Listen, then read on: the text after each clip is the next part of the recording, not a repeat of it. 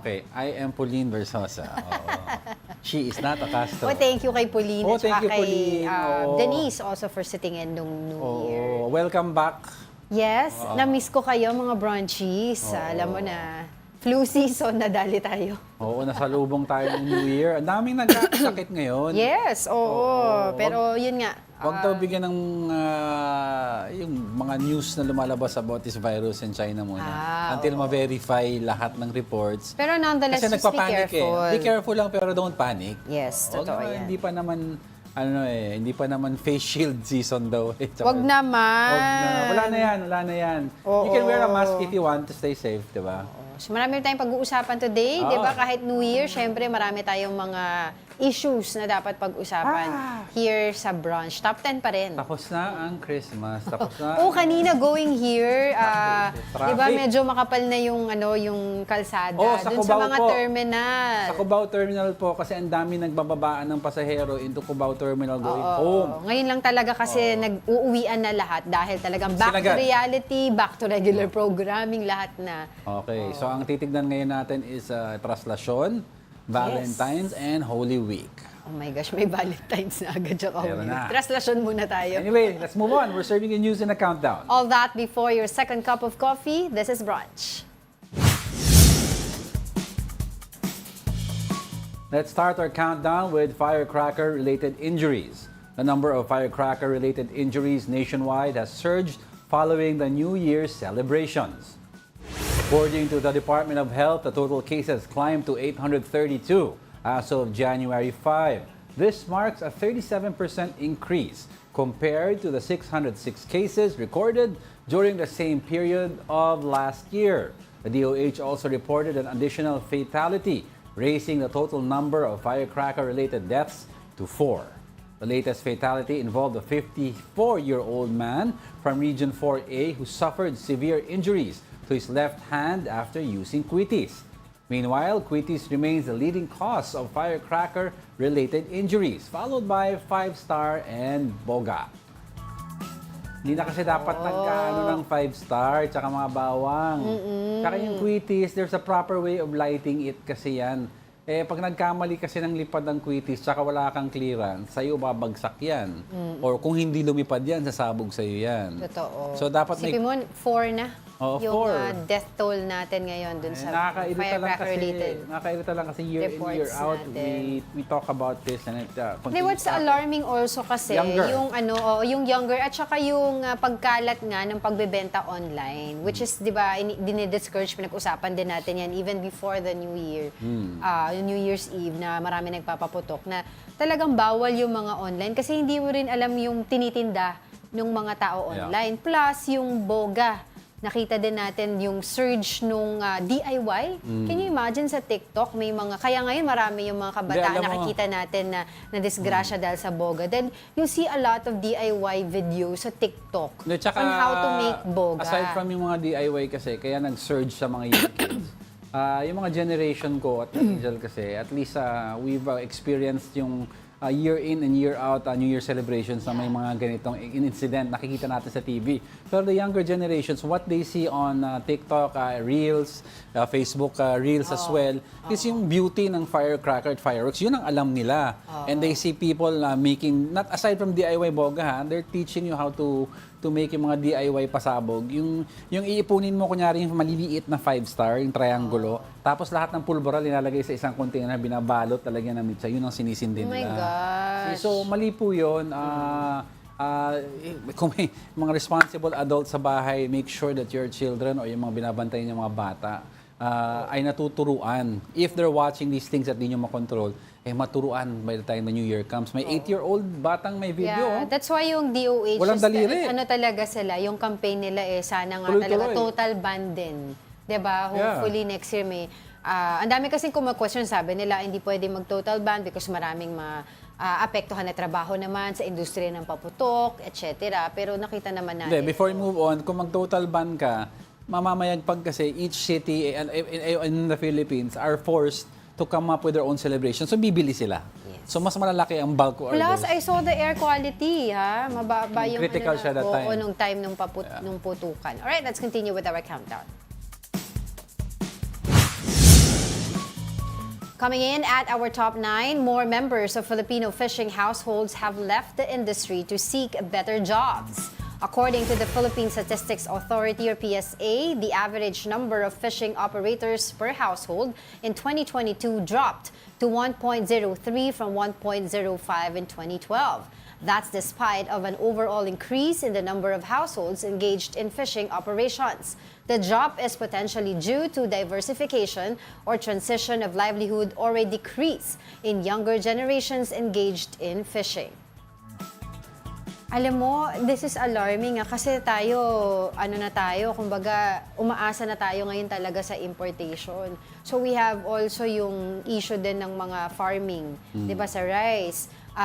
We've seen also yung decline nga doon nga sa farming, nakikita natin sa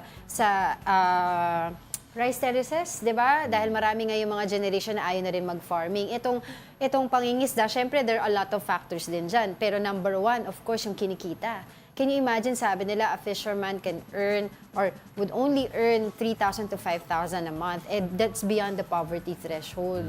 Kaya, syempre, yung iba, hindi mo rin sila masisi na hanap na lang sila ng ibang pagkakakitaan. I think the issue here... Plus yung climate change also. I think the issue here also is yung the middleman makes money and sila ang yumayaman, no? Yeah. Not like, let's say, take a look at the US, yung mga farmers, usually, pag farmer ka, your family will be farmers for generations. Yes. Because you own your land.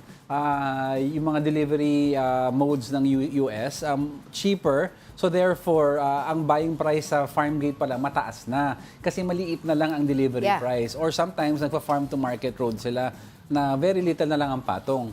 And malaking bagay kasi owning the property that they use to develop yung mga product nila. For sa fishermen naman sa US, they own their boats. Walang loan na nakatali sa boat because minsan subsidized ng local government yun where they are. Yan ang problema kasi dito, kung sino pa yung nasa industry na napaka-importante, feeding millions, sila hindi kumikita. Isipin mo ang crowd mo is already a captured market. Kung farmer ka, captured market mo dapat yan. Because when you make tomatoes, everyone will need tomatoes or potato or corn. Automatic yan, pero bakit di sila kumikita? Diba? So, yun. Isa nga yung sinasabi ko rin yung factor din yung climate change din, diba? Dahil yung ating bansa, gumagrabe din yung mga bagyo. So, yung mga mangingisda natin, talagang paunti ng paunti yung mga nakukuha nila. But with or without climate change, alam na natin before yan, we belong to the part of the region na nakaharap lagi sa calamity. So more or less, dapat we should have adjusted as a nation. Can you imagine, no? Kasi diba, sabi mo nga, generations yan, as a family, makikita mo, yung tatay ko, ito yung ginagawa niya, ito yung lolo ko, ito yung pinangtaguyod sa family namin. Pero dahil dun sa nakikita nila, na-witness sila ngayon na konti lang yung kinikita nila, kahit anong kalasing kayod yung gawin nila, maghapon, mangingisda, ilang araw sila sa palaot para makakuha ng maraming catch. Pero konti pa rin yung kinikita nila. So, the kids nowadays, lalo na ngayon, may internet, nakikita nila, there are other means na lang of, diba, livelihood, iba na lang yung gawin ko. Kasi dito, kahit anong pagod ko, hindi ako kumikita ng ganitong klaseng halaga. Yeah. So, yung isa yun sa mga, so, dapat talaga pinangangalagaan natin, mga farmers natin, yung mga fishermen natin. Kasi, are we going to be relying all the time sa mga importation? More than that, culture. It's culture of fishermen and farmers, Filipinos nawawala. So let's bring that back. Parang walang sakit lang sa Inzal. Bakit? Tuloy ang... Let's continue with our countdown. Arriving at the 8th spot is about the price of tomatoes. Based on the monitoring by the Department of Agriculture, the retail price of tomatoes in Metro Manila markets reached 350 pesos per kilo, an increase of 80 pesos compared to 270 pesos per kilo a week ago. To give us the latest updates, we have mobile journalist Francis Orsio. Francis, good morning. Hey, Francis. Good morning, Angela, Angelo. O yan, Francis, pinag-uusapan namin kanina dito about tomato. farms and fishes. Ngayon, tomato. Saan palengke ka ngayon? At kamusta na ang presyo dyan ng tomato?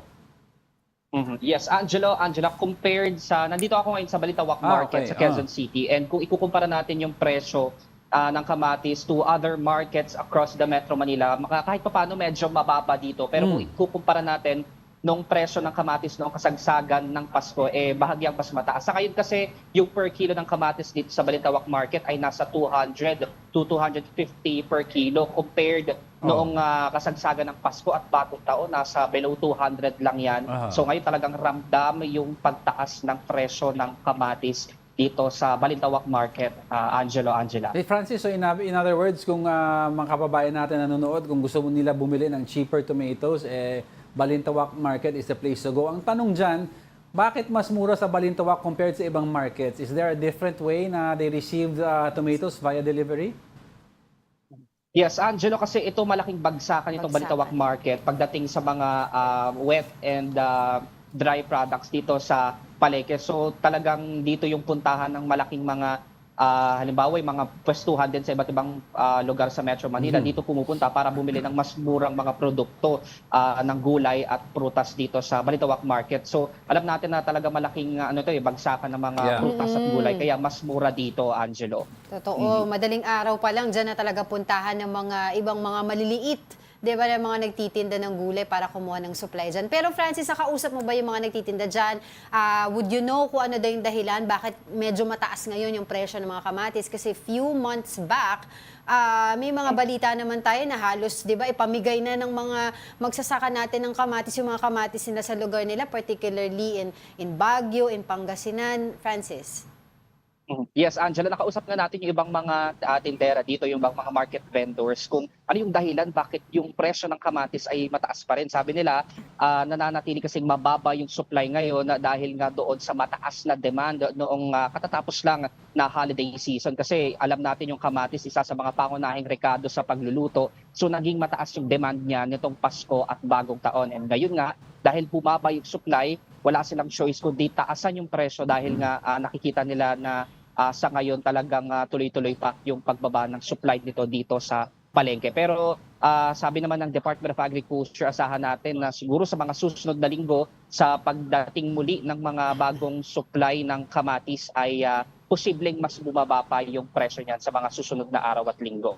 Angela. Yun ang inaantay natin, yung pagbaba ng presyo ng mga bilihin. Particularly itong OA na presyo ng tomatoes. Pero Francis, apektado na rin ba yung benta ng mga vendors dyan dahil nga medyo mataas ang presyo?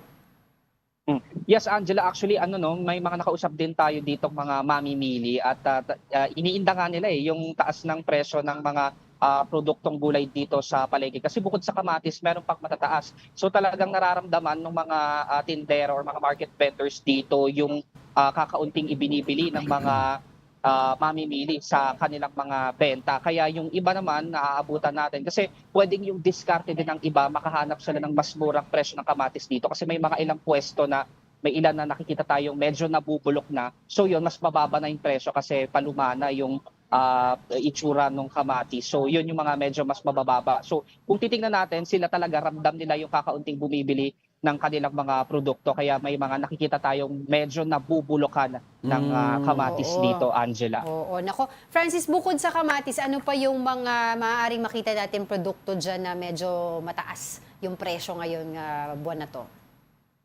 Yes, Angela, actually marami pang mga produkto dito sa Balintawak Market yung tumaas yung presyo. Halimbawa na lang din yung presyo ng ampalaya, repolyo, pechay bagyo. Yung mga presyo niya naglalaro sa 60 to 120 pesos. Kung noon nakikita natin yung price difference niya nasa 20 to 30 pesos yung mura ng halaga presyo niya nung Pasko at Bagong Taon at ngayon mataas nga yan. So yung sibuyas din, local onion nasa 130 to 140 pesos. Yung white onion nasa 70 to 120 pesos. Yung garlic naman na imported nasa 120 to 200 pesos, depende rin yan sa quality at laki ng sibuyas. Yung ginger o luya nasa 200 pesos kada kilo. And yung iba naman, Angela, na medyo mas bumaba yung presyo din tulad ng sile na nakita natin na noong kasagsagan ng Pasko at Bagong Taon nasa hanggang 1,000 or 1,000 kada kilo yan. Ngayon, umaabot na yan sa 200 to 300 pesos kada kilo. Bukod dyan, marami din bumaba pa yung bell pepper na noon nasa 700 to 900 pesos. Ngayon daw nasa 350 to 500 pesos na. Yung Baguio beans na dating nasa 160 to 200, nasa 70 to 100 pesos na lang ngayon. At yung cauliflower naman na nasa 200 per kilo before, na ngayon nasa 70 to 100 pesos, Angela. Grabe. Alright. Sige. Oo. Nako, maraming salamat sa mobile journalist Francis Orsho. Live dyan sa Balintawak Market. Balintawak Market.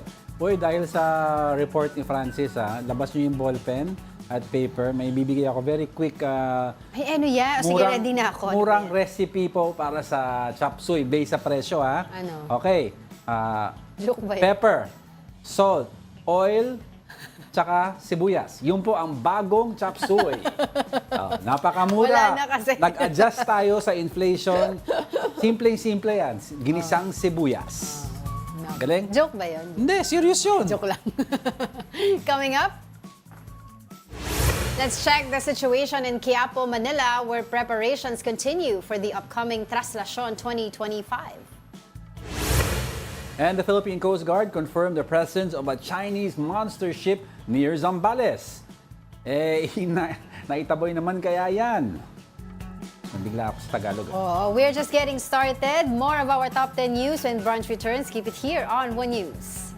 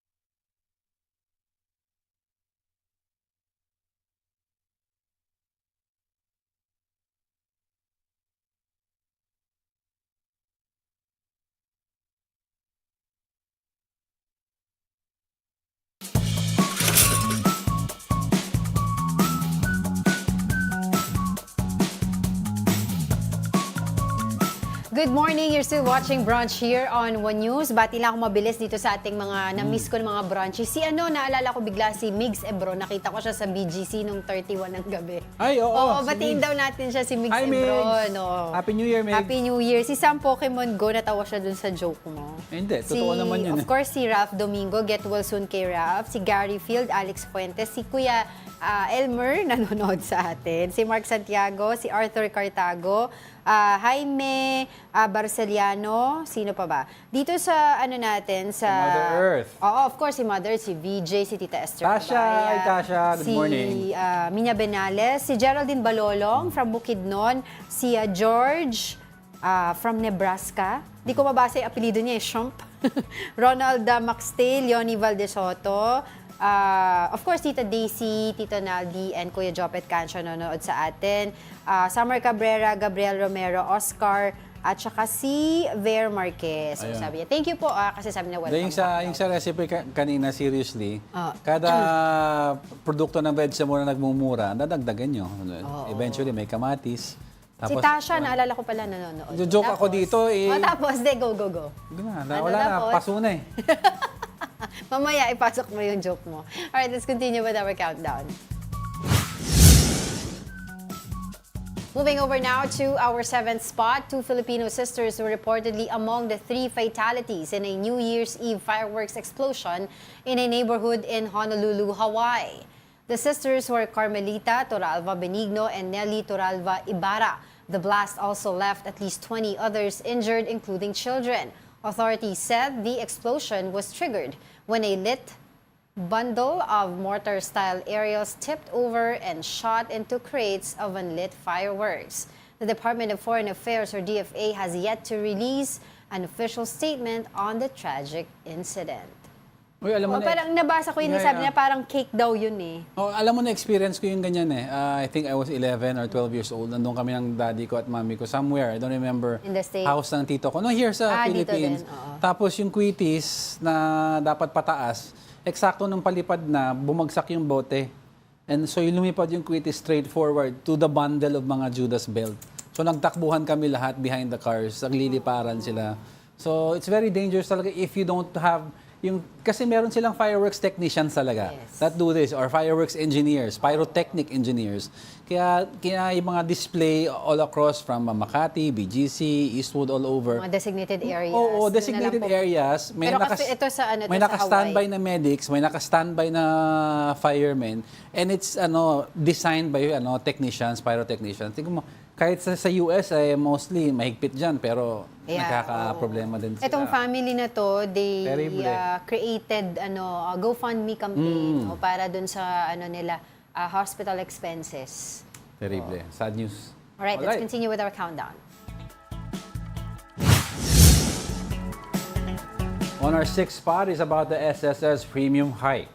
Is it meant to replenish the amount given to the Maharlika Investment Fund? For former SSS Chief Rolando Makasait, there's no truth to this. Makasait stressed that the SSS did not contribute to the Maharlika Fund. In fact, he said he wants the premium hike suspended or gradually implemented instead.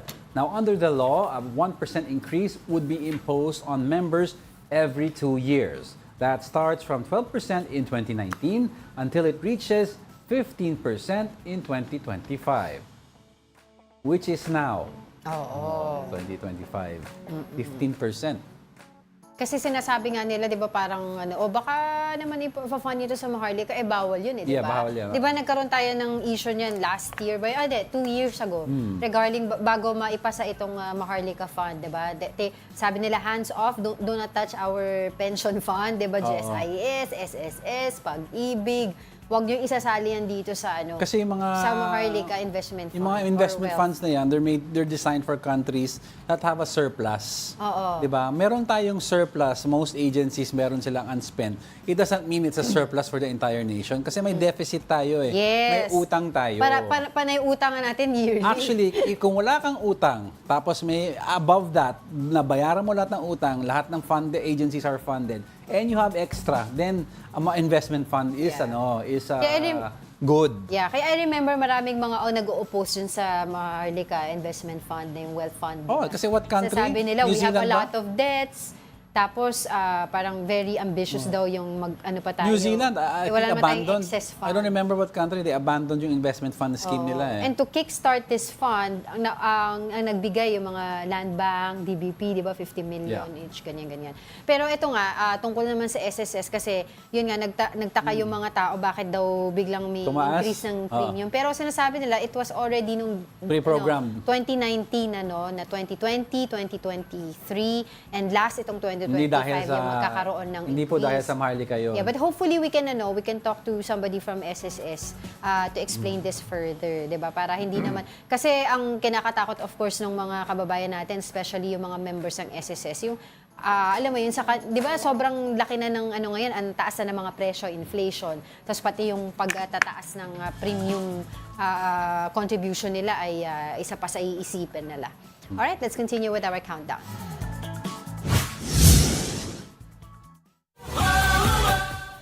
On our top 5 is the 2025 midterm elections, the printing of ballots for the 2025 national and local elections, as well as the Bangsamoro parliamentary elections begins today, January 6.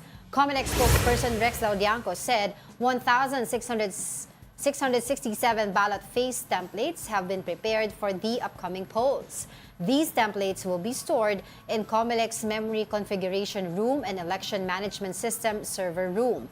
The poll body emphasized that these rooms are not connected to the internet, ensuring they are not vulnerable to hacking. Up to 73 million ballots are set to be printed.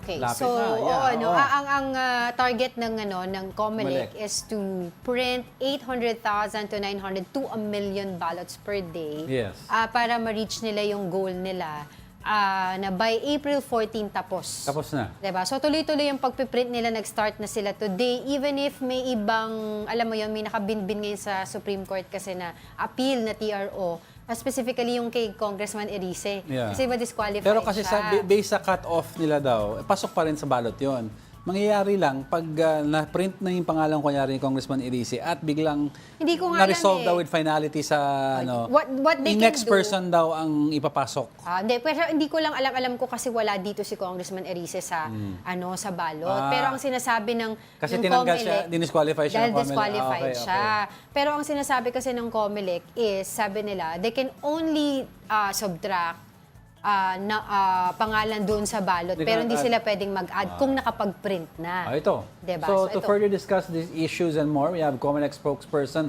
Attorney Rex Laudianco with us. Attorney Rex, good morning. Thank you for joining us. Hey! Magandang umaga po, Sir Angelo, Sir Angela, at sa lahat po ng ating taga-subaybay. Good morning po. Yes, Happy New Spokes, Year. Happy New Year, no? Ano po updates natin? I understand, nagsimula na ang printing ng Comelec. Mamaya pong alauna ng hapon Okay. ang start po ng printing natin at sisimulan po namin ito dun sa balota po na gagamitin ng overseas. Meron po kasing 17 embassies at consulate na hindi po makakagamit ng internet voting, kaya dun sa mga lugar po na yon, gagamit po tayo ng balota at ng ACM. Kasama rin pong iimprenta mamaya yung pong balota para sa local absentee voting. Ito po yung para sa mga media, poll workers, uniform personnel na maaring hindi makaboto sa araw ng halalan, kaya ayon sa batas, pinapahintulutan po sila sa local absentee voting. Linawin ko lang, Spokes, no? So ito yung mga ballots for sa overseas, sa local absentee, at saka sa upcoming elections na yung pinaka-election natin, magkakaiba po ng mga features ito? Tama po. Yung sa overseas voting po at sa local absentee voting, national positions lamang po yan. Kasunod po nung dalawang nabanggit, ang iimprenta na po natin ay yung para naman po sa parliamentary elections ng BARM. Iba rin po ito kasi ang nakalagay po dito ay yung mga kandidato sa regional political party representatives at yung pong para sa district representatives ng parliament. Kasunod na po namin iimprenta ay yung para po sa national at local elections ng sunod-sunod na regions. Inuuna po natin lagi yung pinakamalayo katulad sa BARM, kasabay nung Batanes, and then hanggang sa pinakamalapit po, NCR po ang huli nating iniimprenta. Okay. So, tanong din po natin, ano kasi yung sinasabi po dito, itong gagawin po ninyo, kumbaga parang hindi ito prone sa hacking. Can you explain that to us? Opo, hindi po prone sa hacking ito. Wala po talagang magiging hacking dito dahil nung nag-generate po kami ng ballot face templates doon sa aming election management system room at server room, wala pong koneksyon sa internet ito. Lahat po yan ay walang koneksyon sa internet. Doon po namin ginagawa yan. Doon po sineserialize ang balota. At makikita nyo po mamaya, iha-hand carry po yung hard drive na nagtataglay po ng mga serialized ballot face templates. Dadalhin po yan at i-connecta rin po sa server ng National Printing Office na wala rin pong koneksyon sa internet. So mga ito po ay talagang mga standalone servers na hindi po nakakonekta online. Okay. Bukod po dito sa usapin ng printing of ballots, yung wala na rin daw po ngayong taon na to, ngayong election na to, yung tinatawag na transparency server. Can you explain that to us as well?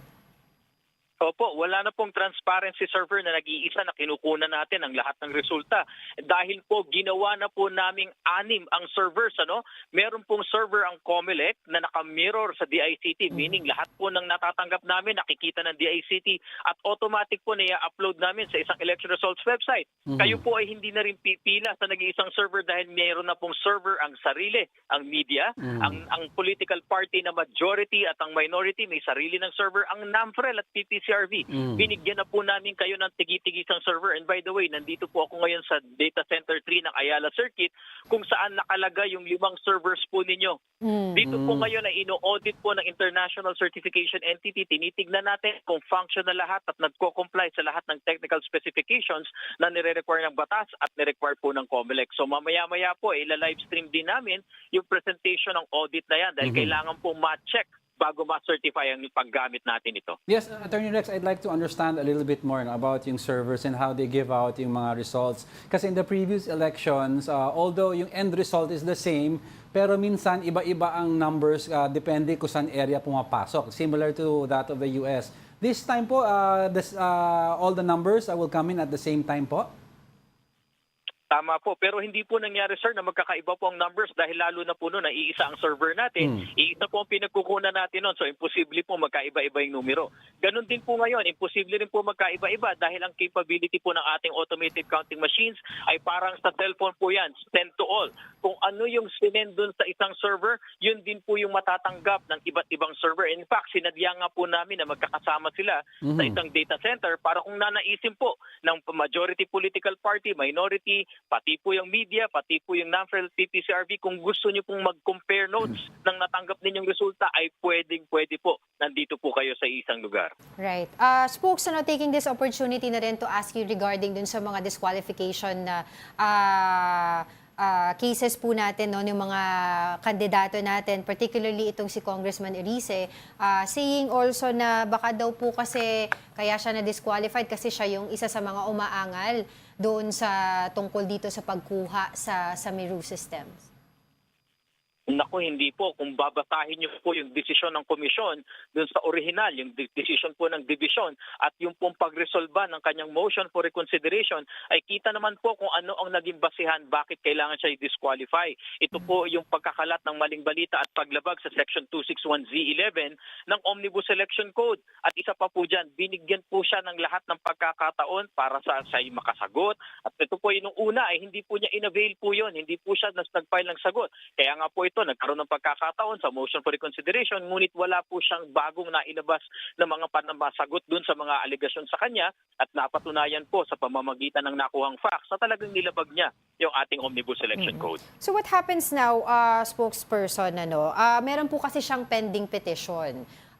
Ngayon po kayo ay nag-imprenta na ng mga balota. Wala po siya doon sa mga listahan ng mga official candidates natin. What if po, hypothetically, nagkaroon po ng desisyon muli ang Supreme Court saying na favorable po sa kanya?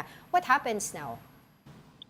Una po sa lahat, nung umakyat po siya sa Supreme Court ayon sa Rules of Procedure, dapat sa loob ng 5 araw, makakuha po siya ng temporary restraining order. Wala pong nai-issue ang Supreme Court na TRO until now. Lampas-lampas na po ng 5 araw. Wala po kami nakukuha na TRO.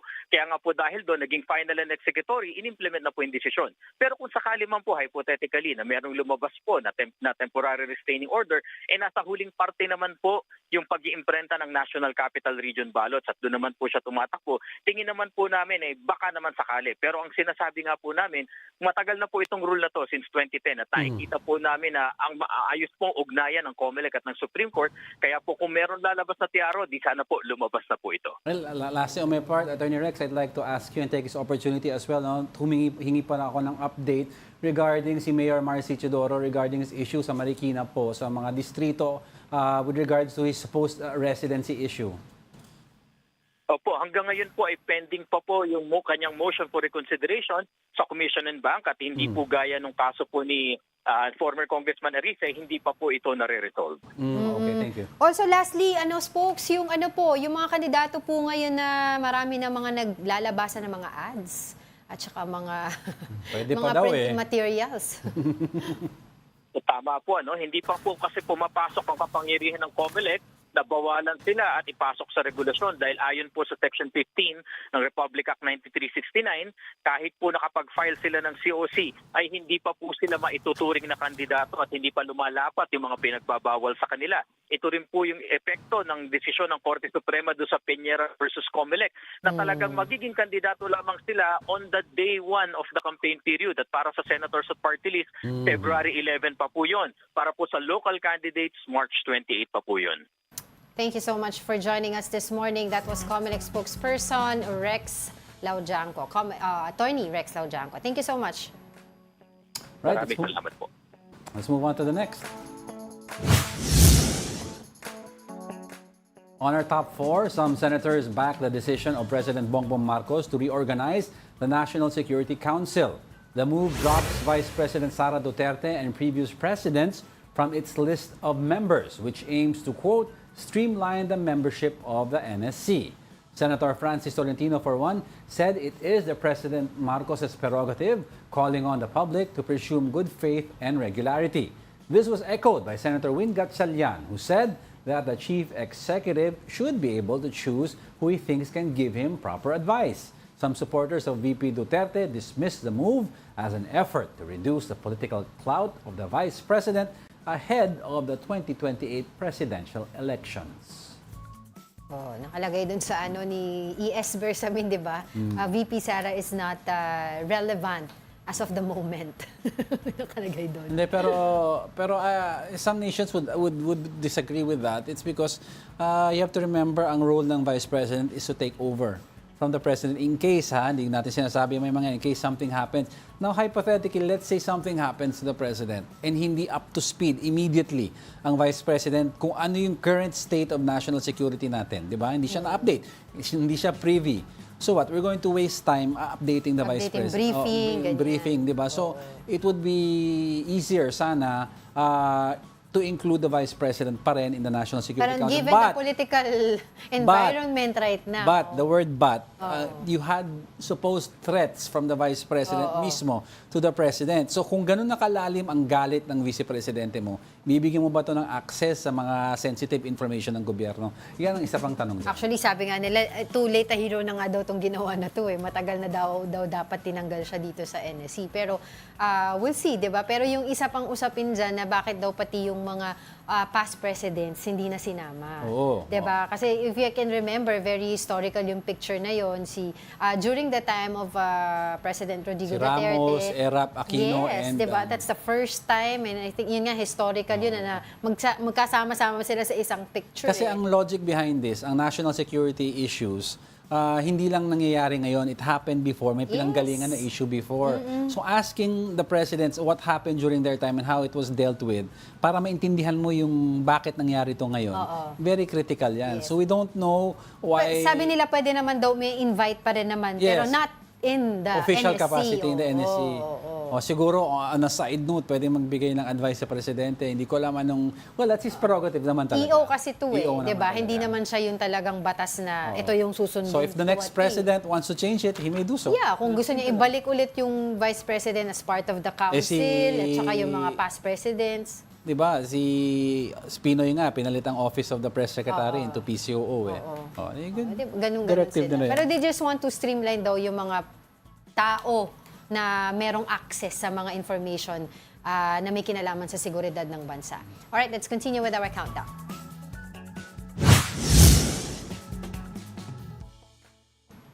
Alright, for our top 3, let's check in on the preparations for the Traslasyon 2025. For updates, we have mobile journalist Merimon Reyes on the ground. Hi Merimon, kumusta ang paghahanda para sa Traslasyon 2025? Magandang umaga sa inyo. Nakatayo ako dito sa Villalobos, kaya kung saan nakaset up na yung walkthrough na X-ray at saka metal detector scanning. Ito ang isa sa mga security measures na ginagawa ngayon para masiguro yung safe at secured na mga aktibidad dito sa Quiapo, lalong-lalo na ngayong January 9, yung traslasyon. Last weekend, nagkaroon din ng final walkthrough ang PNP para nga ma-double check na nila at ma-finalize yung magiging ruta, yung scheme ng traslasyon at the same time yung deployment ng mga pulis. Over 14,000 na magmumula sa NCRPO at meron din sila kasama dito ng assistance mula sa 1,000 mga sundalo para nga ma-anticipate nila kung sakaling magkaroon ng aberya, magkakaroon ng crowd control sa paligid nito. So far, ngayong araw na to, ang inaabangan natin ay mamayang gabi, which is yung mass for the volunteers ng Quiapo, ng simbahan, ilang mga deboto, pati sa translasyon. Tapos simula bukas hanggang January 9, magsasimula na yung pahalik doon naman sa Quirino Grandstand. And then, kasunod nito, sunod-sunod naman yung mga vigil programs, mga activities, mga misa hanggang sa pinaka-inaabangan ng lahat na January 9, araw ng traslasyon. Meron mo yung mga gusto pumunta sa January 9. Siyempre, every year nag-iiba-iba ng konti yung protocol dyan. No? This year, kung gusto mo pumunta, and if may sasakyan ka, where are you supposed to park? How far is it from the actual event place?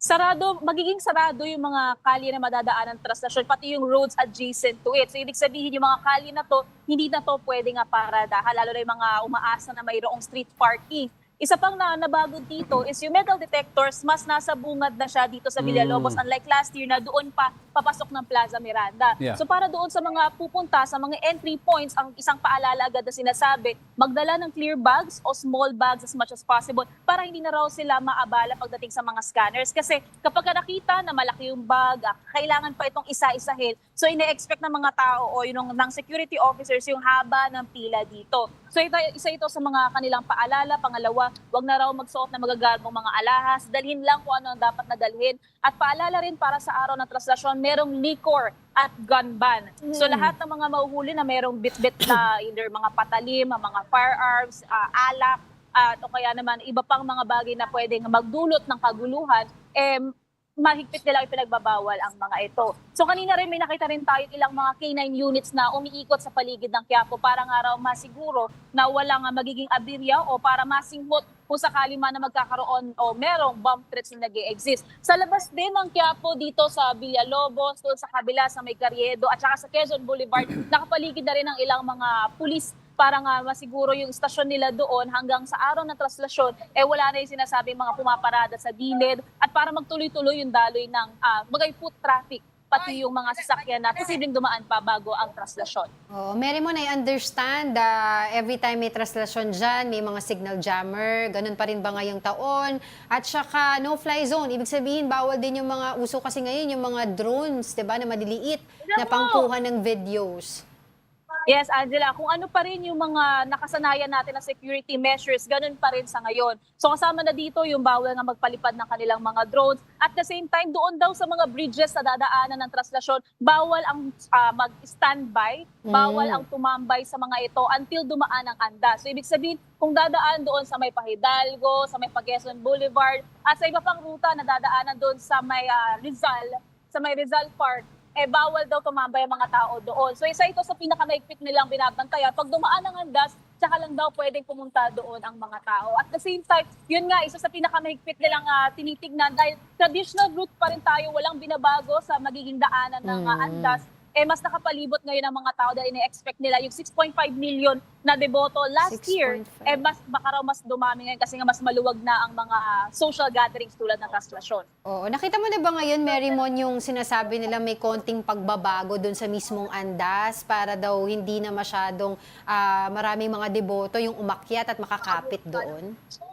Nagtanong tayo sa isa sa mga ihos de Nazareno, kaso hindi pa nila tayo nabigyan ng pagkakataon na masilip ito. Pero ang malinaw pa rin sa ngayon kung ano pa rin yung glass casing niya, kung paano pa rin siya nakataklop, yun pa rin yung kanilang inaasahan sa ngayon. Bawal pa rin yung tumungtong, bawal pa rin yung mag-agawan ng pwesto para lang makalapit dito sa pinakaandas. Pero ang maaari pa rin naman daw gawin ay ibato yung kanilang mga panyo, kung ano yung mga groceries, kahit ano na pwede nilang gustong maipahid lamang sa andas. Pero mahigpit pa rin na ipinagbabawal yung pagtungtong. Pero dahil yun nga, minsan hindi maiiwasan yung bugso ng damdamin ng mga deboto, makikita talaga natin na nagkakarambulan pa rin sila. Pero ang siguro pa rin dito, secured pa rin ang imahe ng itim na Nazareno. Mary Mon, with regards to, of course, yung traditional question, ilan ang dadalo sa traslasyon, I'd like to ask, mas expected ba mas madami, mas konti? It's because for the first time in history, yung traslasyon has been declared by the church as a national feast. Meaning, sakop na ng mga diocese all over the Philippines ang feast na ito. So, pwede mag-celebrate sa diocese mo. Parang sinasabi ng church, you no longer need to go to dito sa May Quiapo to celebrate it. So, do we expect more people or babawas ito ng konti? Yes, Angelo. Yan yung dineclare nga nung September last year. So ito yung isa sa pinaka-historical celebrations daw ng Quiapo. Pero base sa mga nakausap natin, kahit daw nasabay-sabay yung magiging celebration ng Pista ng Nazareno across diocese sa buong Pilipinas o sa NCR, meron pa rin daw kasing pupunta dito mismo sa Quiapo. Kasi naniniwala yung iban sa mga ito raw yung pinaka-sentro ng selebrasyon ng poong o imahe ng itim na Nazareno. Kaya na-expect pa rin nila, pwedeng dumami pa rin, pwedeng same, o kaya naman kung sakaling magkaroon daw ng sabay-sabay na celebration, yung iba, pupunta pa rin daw dito sa Quiapo. So, same measures pa rin last year, around 15,000, 14,000 yung security officers ngayon, 14,000 ng NCRPO plus 1,000 ng mga sundalo. Kasi nga, wala silang binabago sa tansya nila, marami pa rin tao ang pupunta sa Quiapo. Alright, maraming salamat for your updates. That was mobile journalist Mary Mon Reyes live from Quiapo, Manila. Ayun. Okay, so dapat yung may mga kasama, wag na sila magsama ng bata actually. Di ba year in, year out, nakikita natin may mga nahihimatay din. Pero yun may mga batang nawawala. Yan ang purpose ng church by declaring it a national feast, di ba? If you have a kid or a senior citizen with you in the house, Pwede dun sa parish. doon ka na lang sa parish, sa diocese mo na lang, you celebrate there. You don't need to go there anymore. You get the same blessings naman daw. This doesn't matter where you are. Oo. Pero grabe talaga tong traslasyon na to. Tradition, for most kasi tradition na sa kanila. Tradition na yan So they have to go to Quiapo already to engage in that. At saka, they have experiences na yung mga hiling nila natutupad. Oh, like one of the yung stories, yung isang broadcaster na si Noli De Castro, Yes. di ba? He has a That's good panata backstory. niya yan eh. Yeah, kahit gaano katanda si Kabayan Noli, Sasali siya sasali doon. siya doon. Alright. Alright, don't go away because we're not done yet. May dalawa pa. Stay with us.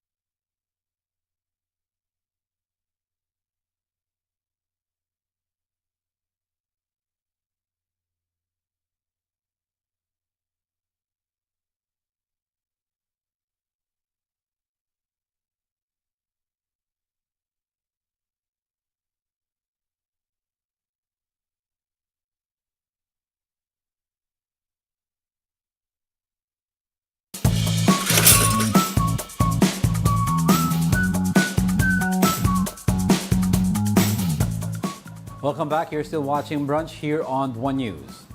Let's move on. Nababatiin? Wala. Okay. Placing second in our countdown.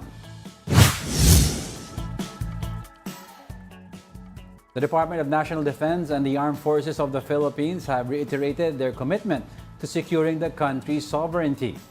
During the New Year's call at Camp Aguinaldo last Friday, Defense Secretary Gibo Chodoro emphasized the need to protect national sovereignty and uphold humanitarian values. He also stressed the importance of resisting distortions of the nation's narrative and maintaining the no one left behind policy. Meanwhile, AFP Chief General Romeo Browner Jr. outlined the military's priorities for 2025, including enhancing naval, aerial, ground, air defense, and cyber capabilities to protect resources and ensure maritime security. All right, let's continue with our countdown. Now, on our top story is China's monster ship. The Philippine Coast Guard has confirmed the presence of the Chinese Coast Guard ship near Zambales. Here's the report. The monster. That's how security analyst Ray Powell described the China Coast Guard 5901. On Saturday, he said it was spotted just 50 nautical miles from mainland Luzon. According to Powell, the vessel weighs 12,000 tons, which is 5 times more than the 2 largest ships of the Philippine Coast Guard. The PCG eventually confirmed the ship's presence in our territory. PCG spokesperson for the West Philippine Sea, J. Tariela, said the monster ship was detected near Zambales by a device. We used the Canadians' technology, no? Yung dark vessel detection program nila. So, using the DVD, we were able to monitor the China Coast Guard monster ship. The PCG then dispatched a vessel to monitor the situation in the area. Tariela said they will continue to monitor the monster ship to ensure the safety of Filipino fishermen in our exclusive economic zone.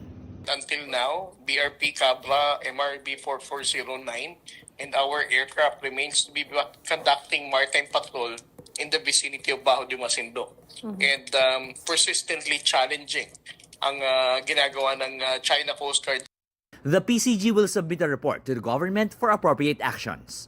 We will forward it to the National Task Force West Philippine Sea. And of course, we also have the National Maritime Council to come up with the necessary policy recommendation. The Chinese government has yet to comment on the matter. For News 5, Gerard de la Peña, We Are One News. So this is not the first time Oo, na there was nandito a- yung monster ship. If you can remember, dito Last din year. sa Brunch, pinag-uusapan Oo. natin. Last year, July. And it anchored there for several months. 2 months, if I'm not mistaken. Diba? Yeah. Itong monster ship na to. Na ano to, na-site na yan before.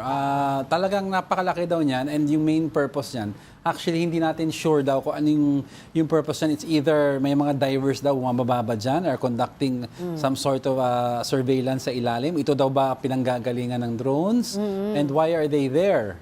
Yan, as of posing, it is the world's largest Coast Guard vessel. Yes, oo. At over 12,000 tons. Ganun kalaki siya. Large and slow ang movement niya. That's why we needed a DVD, tinatawag ni J. Tariela, yung dark vessel detector. It's because what it makes up for in its kabagalan, meron siyang cloak. In other words, parang hindi siya nadidetect ng regular radars, di ba? Kasi may special device yan, tapos naka-off yung system niya. So, doon siya bumabawi kasi hindi siya mabilis tumakbo eh.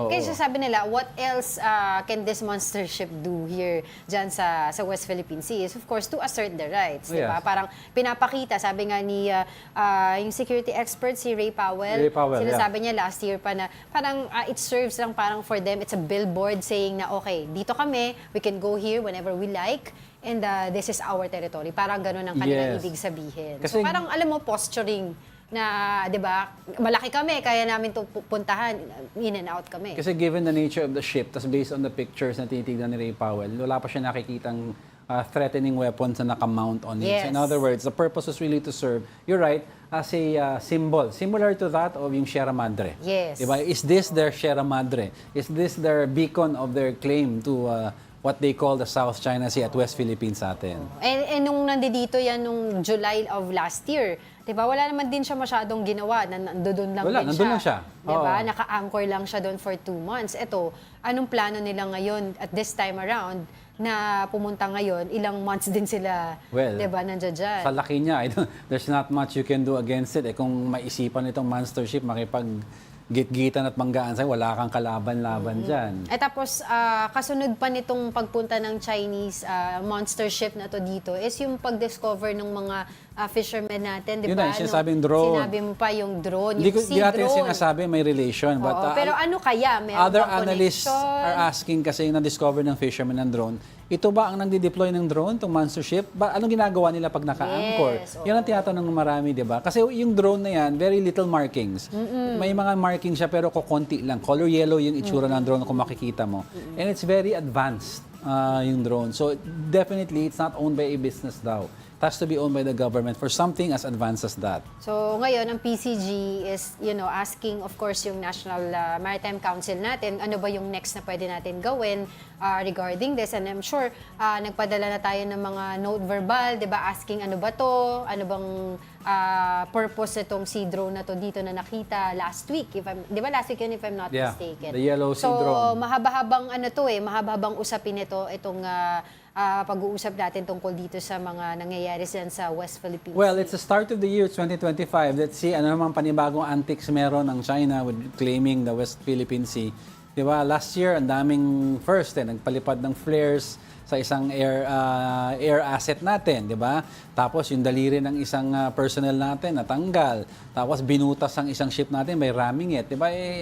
They're upping their ante, di ba? And even yung kanina, yung report mo, yung before this top 1, di ba, yung tungkol sa militarization, yung modernization, isa dyan of course, yung aking hiling talaga, ever since, and I'm sure ito din hiling ng mga Pilipino natin, yung maayos natin yung BRP Sierra Madre doon sa may Panatag Shoal. Kasi talagang, na siya di ba?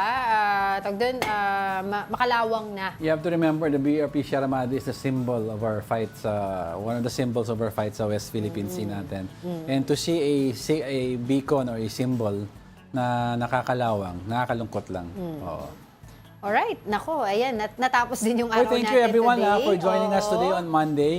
We talked about a lot of things. It's nice to see you again here. Yay! So white, pleasing. Good morning sa lahat ng viewers natin. Thank you for joining us, and that wraps up today's episode of Brunch. Join us again tomorrow, Angela Lagunsad Castro. And he is Angelo Castro III. We are One News, all sides, all the time. Thank you.